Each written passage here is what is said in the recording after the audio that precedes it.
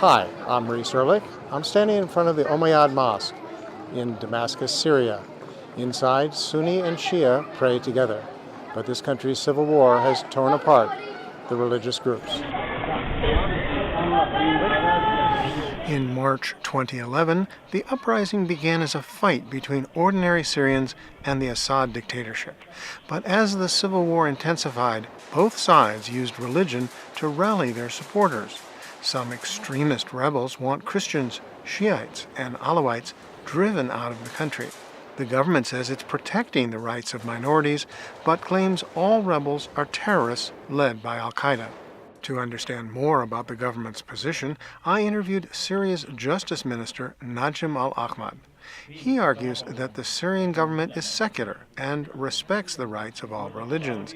He says it's the rebel groups that promote extremism and engage in armed attacks on civilians. He calls the rebels takfiris, or impure Muslims.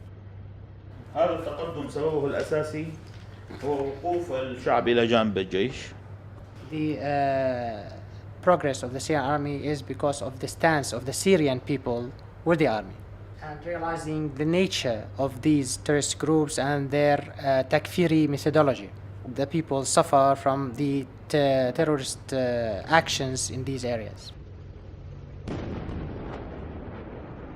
As seen in this video, the Syrian army uses tanks against rebel fighters and has turned many cities into desolate no man's land. However, Ahmed argues that the government has made important gains against rebel fighters. He says the country's major cities are nearly all back in the government camp after more than a year of being under rebel control. أحيانا من هذه البؤر الموجودة في الريف. In Damascus, he said there's no incidents, but in some of the areas, some pockets in the rural Damascus, there are some bombardments, and they focus on some areas for bombardment of the Christian minority. The Syrian army achieving large progress in all the areas of the country. I'm standing at an Armenian Orthodox church in Damascus, Syria. A few days ago, 4 children were killed by a mortar blast that exploded nearby. The government says it was the act of rebel terrorists. Armenian Christians gather here for the funeral of the 4 children and a bus driver. A relative of one of the victims, Amira Hana, cries as she describes the explosion. We went to the school, running to the school to find out what really took place. All buses were destroyed, completely destroyed, and the blood is on the ground. Anti-government rebels regularly fire mortars and rockets into Damascus. Sometimes they hit military targets. Other times, they appear to target civilians. Bishop Armash Nalbandian of the Armenian Orthodox Church sharply criticizes the rebels. I cannot understand what kind of vision, what kind of ideology they have. But one I do know that they don't pursue freedom or democracy as they say.